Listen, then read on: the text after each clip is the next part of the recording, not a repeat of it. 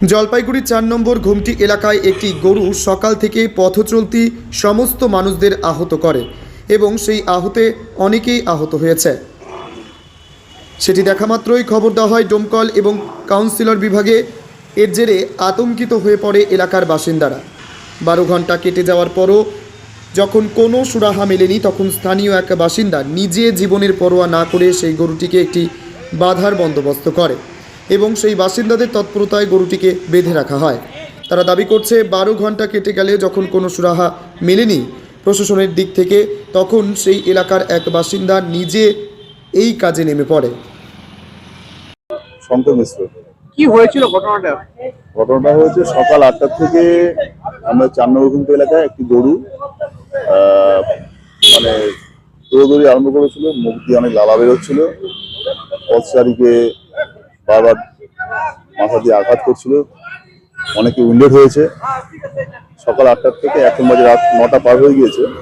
এখন আমরাই আমার পাড়ার ছেলেরা মিলে অনেকে আসি এখানে, পথচারীদের সাবধান করছিলাম।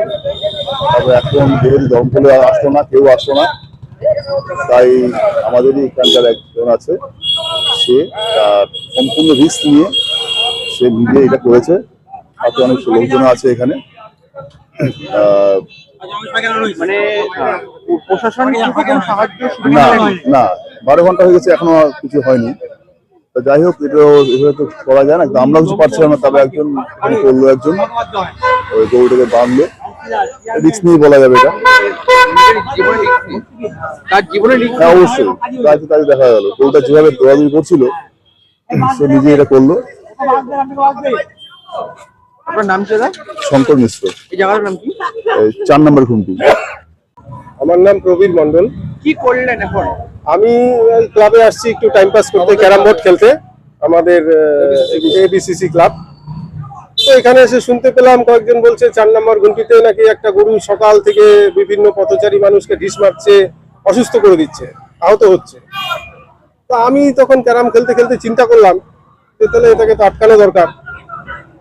সে কোথায় নিয়ে যায় না নিয়ে যায় পরের ব্যাপার, কিন্তু আগে ওকে একটা জায়গায় বাঁধতে হবে। হ্যাঁ, তো ক্লাবের ছেলেরা সবাই মিলে ইনিশিয়েটিভ নিয়ে আমি বললাম যে ভাই আমাকে একটা রশি যদি কেউ দাও তাহলে আমি এটাকে বাঁধতে পারি। তো যাইভাবে হোক বাঁশের আগায় আমার ক্ষুদ্র বুদ্ধি দিয়ে যেটুকু কুলায় আমি ওর গলায় সেটা আটকে দিয়ে যাতে ফাঁস না লাগে সেরকম বুদ্ধিও করেছি। ওকে আটকে একটা খুঁটিতে বেঁধে রেখেছি যাতে ফার্দার আর কাউকে না মারতে পারে। এটা আমি আমার নাগরিক হিসাবে মনে করছি, কারো যেন আর আহত না হয়।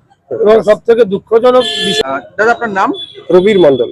আমাদের এখানে সব থেকে দুঃখজনক বিষয় হলো যে সকাল থেকে আমাদের এই পাড়ার প্রত্যেকটি সম্মানীয় ব্যক্তিদের ফোন করেছিলেন।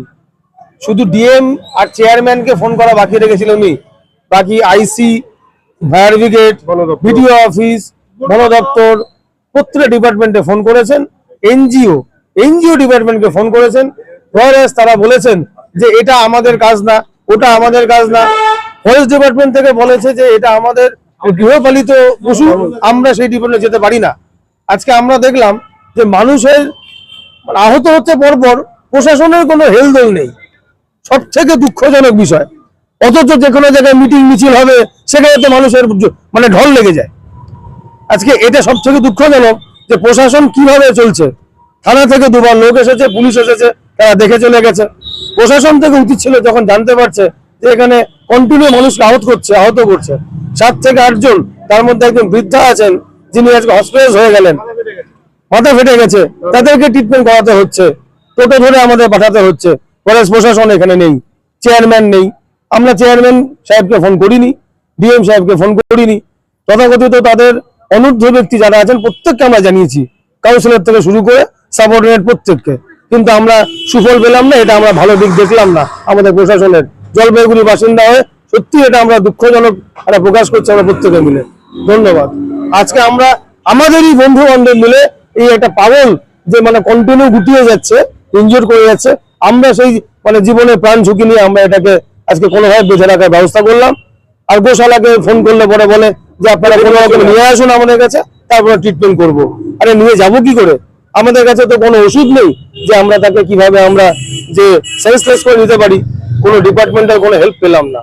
এটা খুব দুঃখজনক ব্যাপার। আপনার নাম? অমরনাথ রায়। কোথায় বাড়ি? 3 নম্বর গুমটি, তার আগেই আমাদের কদমতলা গার্লস স্কুলের পাশে আমাদের বাড়ি। এই জায়গাটার নাম কি? 4 নম্বর গুমটি একটু আগেই, হ্যাঁ, পুচকির গ্যারেজে সব থেকে ভালো লোকেশন হচ্ছে বিসাইড পুচকির গ্যারেজ, জলপাইগুড়ি প্রত্যেকটা মানুষ জানে।